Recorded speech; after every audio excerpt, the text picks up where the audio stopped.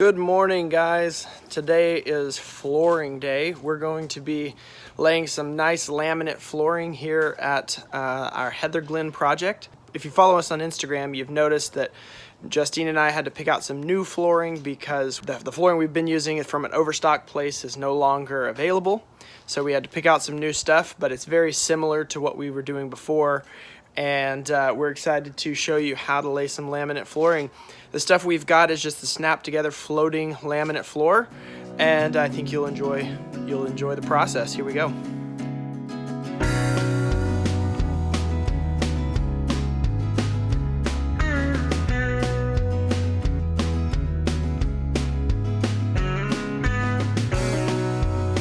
The first thing you want to do when doing laminate flooring is make sure you sweep very thoroughly, remove all debris. After you've pulled up flooring, there will be nails and screws and staples along the wall. You want to very efficiently and very thoroughly clear up all of this and make sure your surface is very level and flat. Next up, you'll grab your vapor barrier and you want to lay this over the entire floor before laying your laminate floor. The easiest way to do this is to start in one corner, staple it down very thoroughly, and then pull everywhere in all directions, trying to level it out so you get rid of creases and lines. You can use a razor knife to cut around plumbing and other obstructions and make sure you reach the wall in each case. Next, you'll grab your knee pads that'll save your life doing this, and your mallet and your tapping block. Initially, you'll tap long ways along the way, making sure not to break the lip. Then Anthony here uses his foot to level it and tap it into the block. Next, once you reach the end of each individual line, you won't be able to tap because of the wall. So you'll use your tool to wedge against the wall and press it back into the other board. Here you can see Grant working very efficiently. What he does is he gets multiple rows started. You can see he gets 3 rows started, and then he goes and makes his cuts. So he's reducing the number of times he walks to the saw and continues to work his way along. As you can see, he's all over the place as far as lengths. As you start each line of laminate flooring, you want to cut the length at a completely different length. You don't ever want to get into a rhythm of stair steps or lining up the lines or anything like that. The randomness increases the strength of the floor as well as the look of the floor. None of the cuts will be the same as you go along. Your chop saw will be your best friend in this endeavor.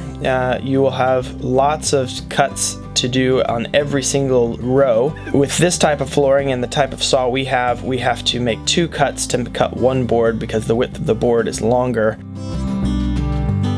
When you come to doorways, there are multiple ways to do this. You can try intricate cuts and continue with one line through the doorway, or you can stop and do transition strips.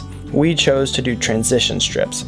So here Grant is going to start by removing the width that will leave the board ending at the very middle of the door frame. He is drawing his line by hand because he trusts himself. We actually suggest a straight edge. Then you go to the table saw, and initially you will just remove the width that you want to remove.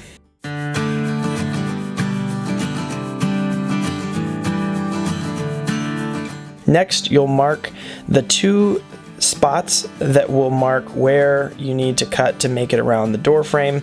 So he marked there and there.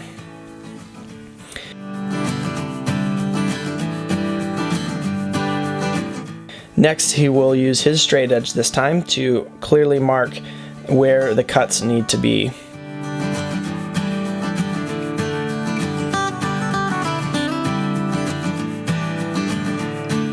Be very careful as you do this cut. You have to remove the guard because it's long ways.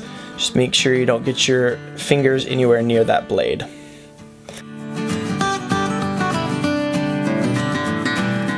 When you come back, you will press in the end of the board first and then the side.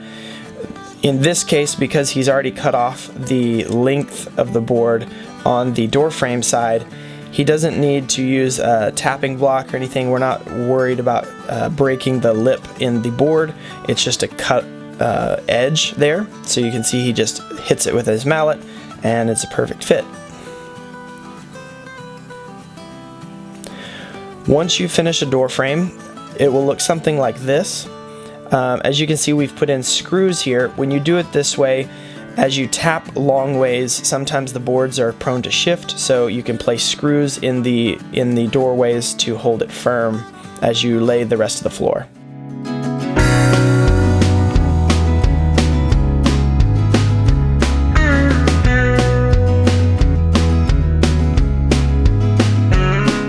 If possible, the best way to lay floors with 3 people, 2 working together to lay the floor itself, 1 staying in front laying vapor barrier. As you can see, Anthony is continuing to clean the surface as they go. If there's any rock or debris on the vapor barrier as you lay your flooring, you'll end up having creaks or even dips and rises in your floor. You want to make sure as you go to continue to keep the floor totally level. Next, on intricate cuts, a jigsaw is always helpful. You can make it around this corner, and as you can see, he goes back and he rounds it off and then goes back and makes a clear 90-degree cut, and it will fit perfectly where he's going.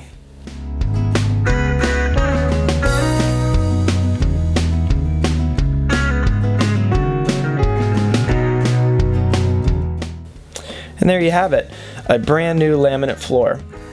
If there's anything I missed or any questions you have about flooring that I didn't address, feel free to comment below and we will be actively answering comments, answering any questions you might have.